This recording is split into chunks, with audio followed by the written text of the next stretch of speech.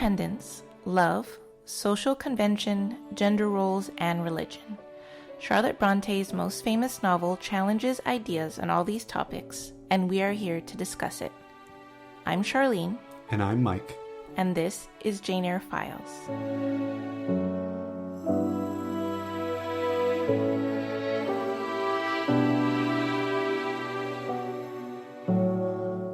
Chapter 7. I Was No Helen Burns.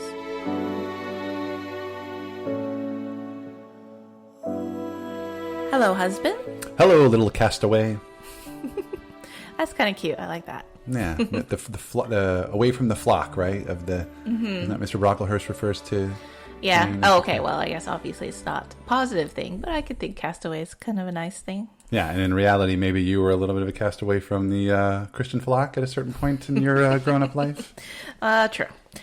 Anyways, so chapter 7 is another short chapter. It's mostly focused on Mr. Brocklehurst, and I note to myself that it's also very popular in adaptations. Like we always see Jane standing on a stool being punished in front of everybody, and that seems like a popular, very theatrical moment. Very visual moment. That's perfect to show little Jane and how beset she is by everybody at that young age. Yeah, and I feel like for film adaptations, you got 2 hours to try to build character development, and it's easy to drop that scene in to show what she was like as a little girl, and it forms her as an adult throughout the rest of the movie, basically. So yeah, it makes sense. Yeah. Okay. So let's start with our chapter summary of chapter 7 from Spark Notes. For most of Jane's first month at Lowood, Mr. Brocklehurst spends his time away from the school. When he returns, Jane becomes quite nervous because she remembers his promise to her aunt, Mrs. Reed, to warn the school about Jane's supposed habit of lying. When Jane inadvertently drops her slate in Mr. Brocklehurst's presence, he is furious and tells her she is careless. He orders Jane to stand on a stool while he tells the school that she is a liar, and he forbids the other students to speak to her for the rest of the day. Helen makes Jane's day of humiliation endurable by providing her friend with silent consolation. She covertly smiles at Jane every time she passes by. So, at Lowood, we get a vivid description from Jane about how horrible it is and how much they have to go through, all the cold and the lack of food and like bullying that they're getting from other older kids who are taking away her food. And it's not bullying, it's knowing your place in the totem pole, right? It's stealing the extra food from the little girls. Well, and I said that's funny that you use that same word, vivid, because that's what I've liked about this book so far in this early part of the chapter, is that, you know, we had a description when she was still at Gateshead, where it was like, okay, and the months passed, and this is what we did, and didn't go into specifics, whereas it's like, now she's at Lowood, and she's like, okay, February's like this, March is like this. Oh, yeah. These winter months, she really gets terrible. How bad the winter months. I really liked how specific she got about their Sunday ritual. Yeah. Where it was like, we got to walk to the church, and then we couldn't go back because it was like, it wasn't worth it. We had to stay for dinner and stay out there. And then we came back, and it was like, and there was something in there about Miss Temple kind of providing positive reinforcement to them as they're going back, to bring their spirits up, like soldiers, basically. Yeah. And I think what was funny, there's a good quote. You know, there's a handful of good quotes in this chapter as well, like there has been in previous. And the very first line in the chapter is great. She says, "My first quarter at Lowood seemed an age, and not the golden age either."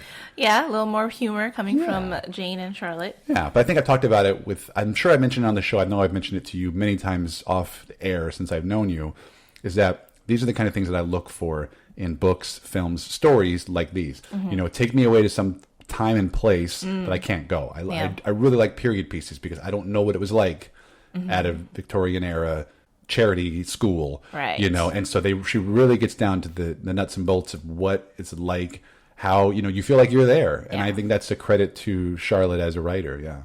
Yeah, and I do think about how many people at that time, how much of this is new to them. And I feel like this is kind of new to them, meaning the readers or the kids in the school? the readers, if they feel like surprised at how bad it is at these schools, which, I mean, probably to some extent there is a little bit of the willful ignorance, because they feel like, well, these students are charity cases, and we kind of want to get rid of them and not have to think about them. So let's put them in these schools, and hopefully they'll get an education and we don't have to worry about them. But Charles Dickens wrote about the poor treatment of children in workhouses, and he also wrote about the treatment of Nicholas Nickleby at Do the Boys Hall? I'm not sure how to pronounce it. But, I've never actually read Nicholas Nickleby. I read a few other Dickens novels, but that one has escaped my list. That was Oliver Twist that you're doing. Can I have some more? Isn't that, right? Yeah. Like orphanages and stuff like that? Yeah. So, like you said, that willful ignorance, right? Maybe people like reading about that because it makes them feel better about their own lives. But I also wonder if Charles Dickens wanted to bring attention to that so that people would know and also do something about it and help these kids. They don't have to be raised like this. And it also I think it makes really well-rounded three-dimensional characters too. I think this is starting to dawn on me as part of this reread. I know what Jane's like as an adult, having read the book, 5 years ago. Yeah. And so now it's like, now I'm getting to, because I think when I blew through the Lowood chapters, I don't say blew through, I soaked them in. I told you, I've already said Helen is my favorite character in the whole book. But now it's like getting to reread it and knowing what she's like as an adult, because I do, and I've seen all these adaptations. It drives the points home a little bit better. I see that sort of development in her. Since we're going one chapter at a time, I can see the growth. Yeah, because we're really dwelling on these chapters. Yeah, exactly. Yeah. Otherwise, I was just kind of like, okay, Brocklehurst is mean. Okay, moving on. Yeah. And so now I'm getting a point. But like you said, were other authors of the time, was Charlotte Bronte gonna do anything more with? Yeah. So I have this book that I bought at the Bronte Parsonage maybe a couple of years ago, and it's called "Celebrating Charlotte Bronte: Transforming Life into Literature in Jane Eyre" by Christine Alexander and Sarah L. Pearson. And it's a great book. It goes chapter by chapter through Jane Eyre and kind of gives the reader context for what different things that were mentioned, how it relates to Charlotte's real life or the Bronte's real life at the time. So it's very informative, and I think I'll probably be using that book a lot throughout this podcast to kind of give me more discussion points and give a little bit more historical context to these chapters. So in this, for chapter 7, they do mention something I didn't know, but that Charlotte Bronte may have been planning to write a book based on the Yorkshire boarding schools, because she had these notes about Dickens' Do the Boys Hall, and the headmaster in the novel, which his name was Mr. Squeers, nice name, and also that there was a school nearby called Heald's Hall that was run by a man named Hammond Roberson, and he is said to be the inspiration for a character called Matthew Helston, and he is the character in Charlotte Bronte's novel Shirley, which is the next novel that comes after Jane Eyre.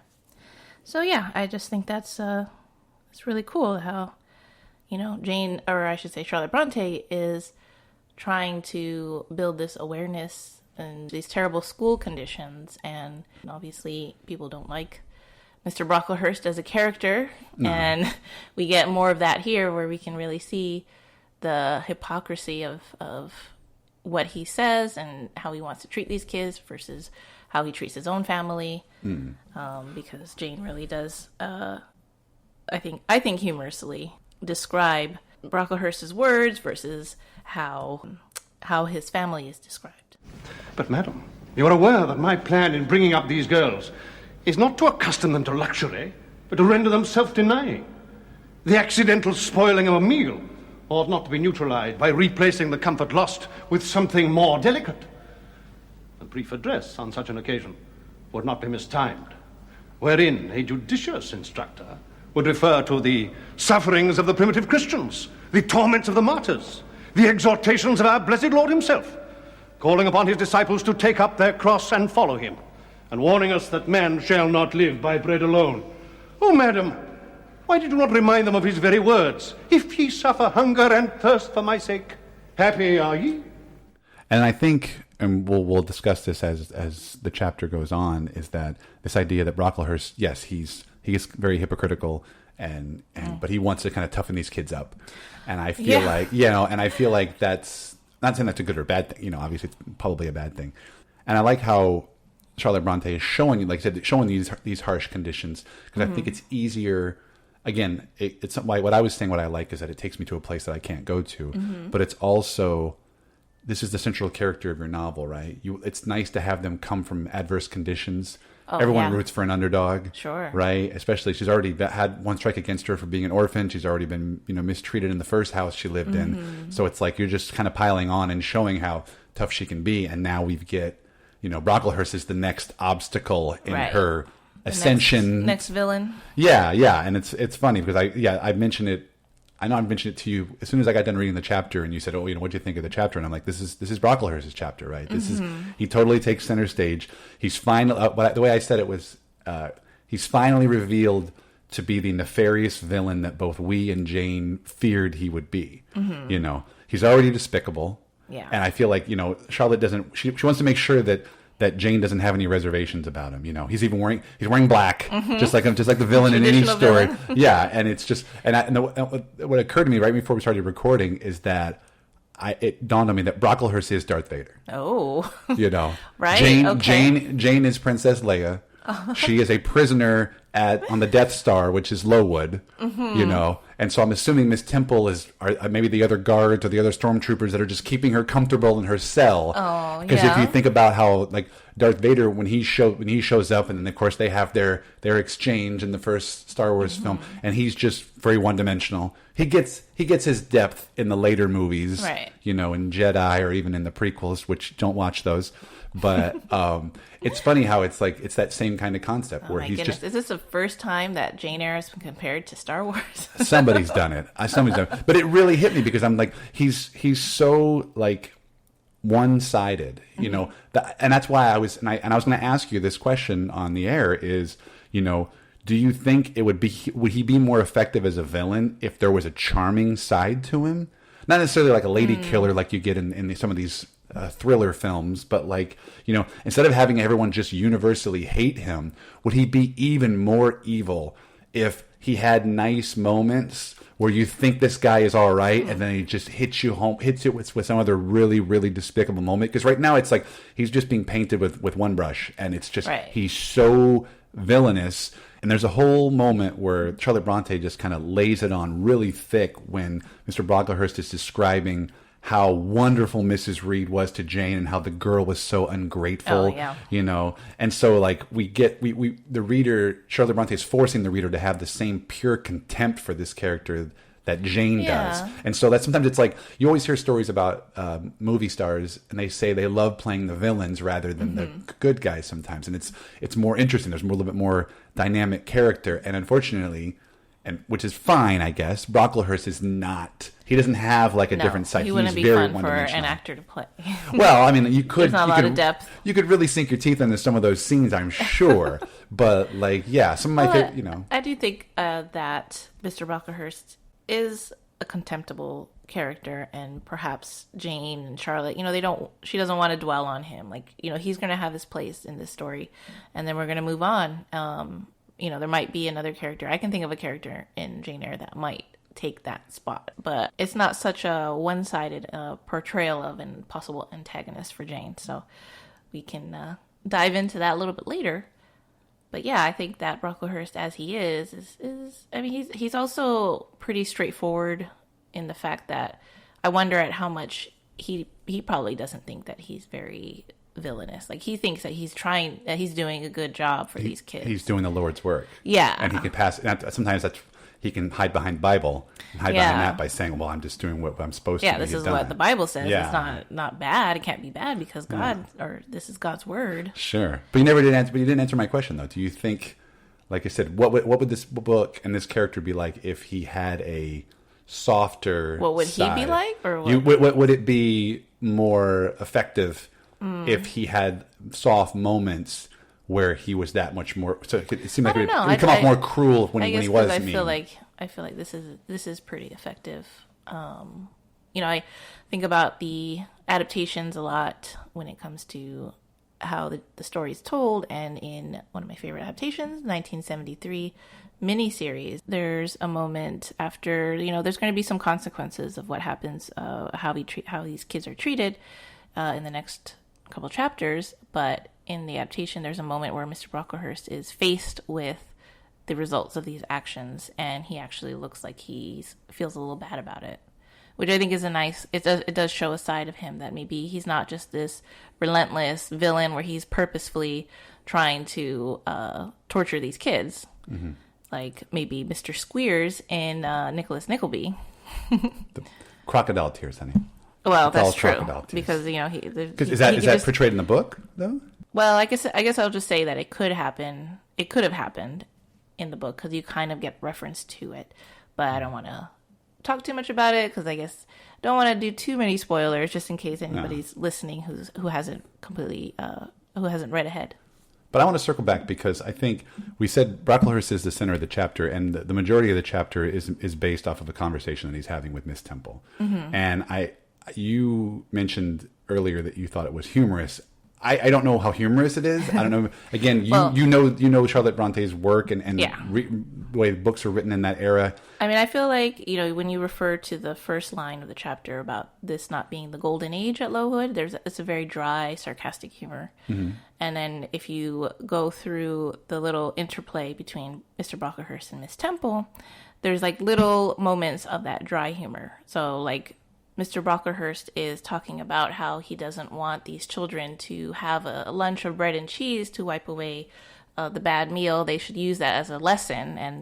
And in the novel, Jane says, Mr. Brocklehurst again paused, perhaps overcome by his feelings, which to me seems like a very little snarky comment about, he's so caught up in these emotions of like, oh my God, these children can't have bread and cheese. And then Miss Temple, the way that she describes her, I should say that Miss Temple is described as listening to Mr. Brocklehurst, and she's just trying not to say what she really wants to say. So this described as her face being very fixed, and she's not moving her mouth. So she's forcing herself not to say anything, because if not, she might say something a little bit snarky herself. Because at another moment, when Mr. Brocklehurst notices that there's a child with curly hair, then he has all the children stand up so he can look at their hair. And and then the quote is, Miss Temple passed her handkerchief over her lips as if to smooth away the involuntary smile that curled them. And yeah, I mean, I think Miss Temple knows that Mr. Brocklehurst is treating these kids unfairly, and she's doing her best to help them. And in a way, Jane can see that. And she knows that's how Miss Temple is feeling. So then you get a little bit of that snarkiness coming through the way Jane is describing. I don't know. That's how I read it. So it kind of makes it funny to me.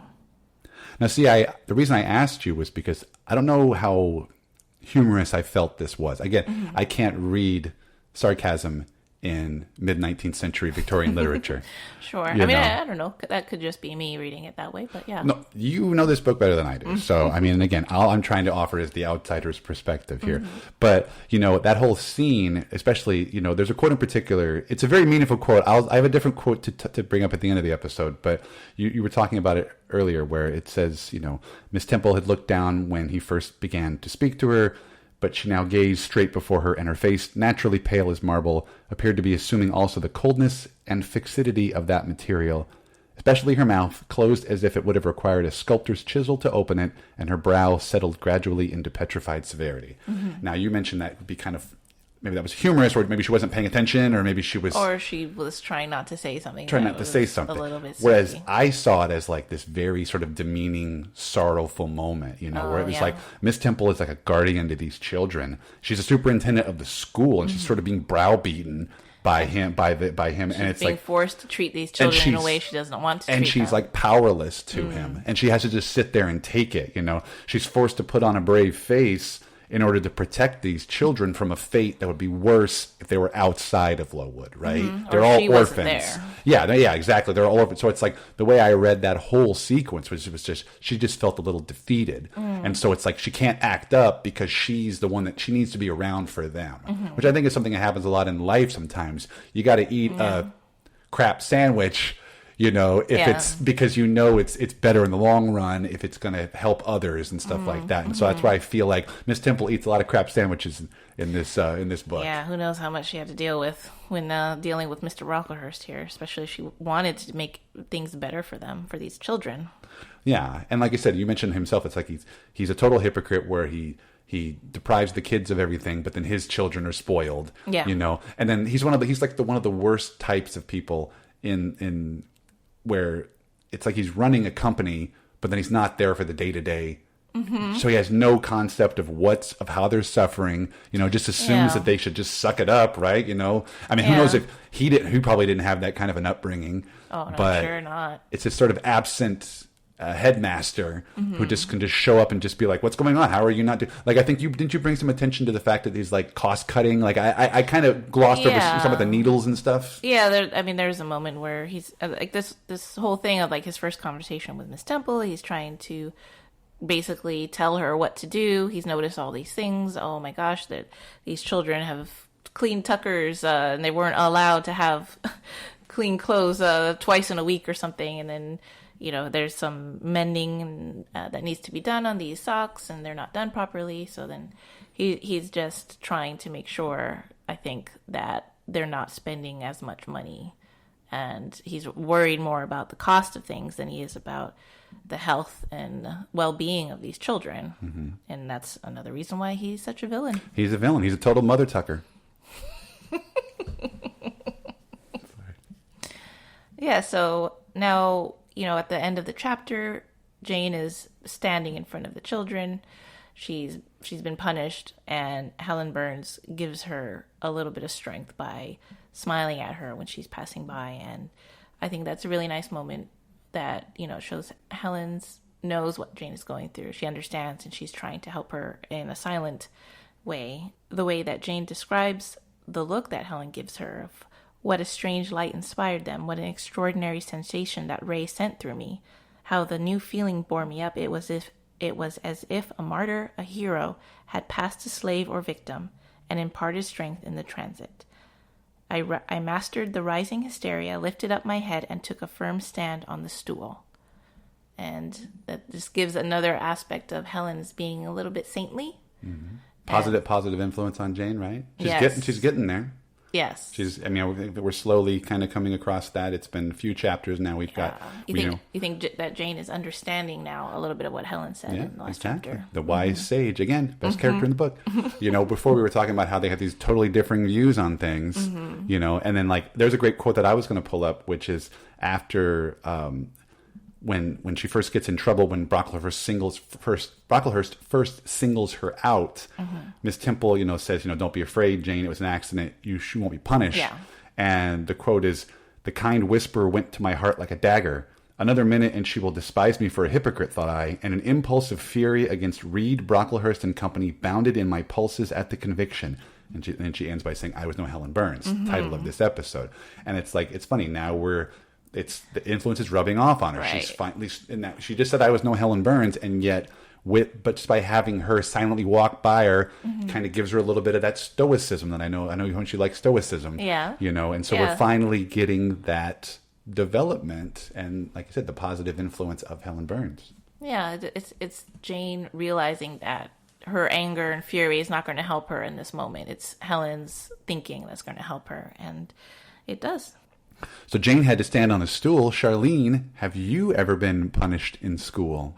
So I was a great student and very obedient. But there is this one memory I have when I was in 8th grade where like me and my 3 friends, so there's 4 of us total, we were picked by the principal. We were at a Catholic school. We were picked by the principal to leave our class like 15, 20 minutes before the end of the day and kind of go into the teacher's area and help them kind of prepare for the next day. So we would set up their coffee machine, we would wash the dishes, we would get the mail and sort it and put it in their boxes or whatever. And I enjoyed this, even though I'm thinking now it's kind of like a little bit of student labor here, but I think we were picked because we were good students and they trusted us and they knew that we would be okay leaving class a little early. And since there were 4 of us, we were divided. So it's like 2 of us went and did the stuff in the break room, like we washed dishes and did the coffee machine. And then my other 2 friends, they were the ones who picked up the mail and sorted it and stuff like that. So now, at some point in our 8th grade year, we, for some dumb reason, I'm sure, we didn't get along with one of the girls in our group. So we kind of pushed her out of our friend group, which I feel bad about because I don't think it was fair. And then we would kind of try to do these tasks without her and get it. We'd help, the 3 of us would do everything together. And at one point, I guess maybe she said something, or I don't know if they noticed, and we were called in by the principal about not kind of pushing this girl out. Like, we're supposed to be doing this all together. And I just remember, we got this talking down about this, and I just had this I remember my face was just burning because I was so embarrassed and felt so bad about this talk that we got. So I feel like that made me even more eager to never get in trouble, because I hate that feeling of getting in trouble. So that's like a Catholic punishment right there. Guilt, right? Well, yeah, That's I guess all it is. so. It was called for. I don't know how you feel like that. That doesn't seem like a bad thing to you. It just it definitely made us feel bad, because it wasn't like she was like yelling at us or anything. It did make it seem like, that's not very nice, and it wasn't. And she was right. Our principal was right. It wasn't nice. So you treated that girl like the way the older students treat Jane. I get you. Well, we didn't steal her food or anything. So I feel like you might have a good story of getting in trouble. Good story. I mean, I was a saint. I really was. There were moments, I think I've mentioned it to you before, when I was in my senior year in high school, the school that I went to, they had in-school detention and after-school detention. And I got after-school detention a couple of times. I forget what it was for, just something stupid here or there. Mm-hmm. It was always, I think there was one time I left campus at lunch because we had a closed campus. Mm-hmm. And people did it all the time. But when I left campus, I snuck back. And right when I was walking in, the vice principal was walking out. Caught. So we got caught. And then the way they would do it was that, the after-school detention was for an hour.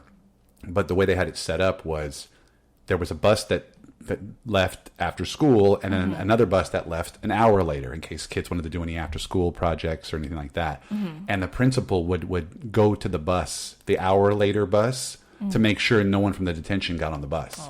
Because you had to make sure that you called your parents to come get you, so they knew you were in detention. And so I think I had that once, if not twice. I never had the in-school one, which is always weird because it was literally you were in detention for all day. Is that worse to you? Well, because here's what made it worse. They had a room inside the library that had the door that was like a cage. And you were in that room all day. They would give you, and you couldn't do your homework. They gave you a packet of busy school work. Yeah, it was like random problems, and you had to solve them.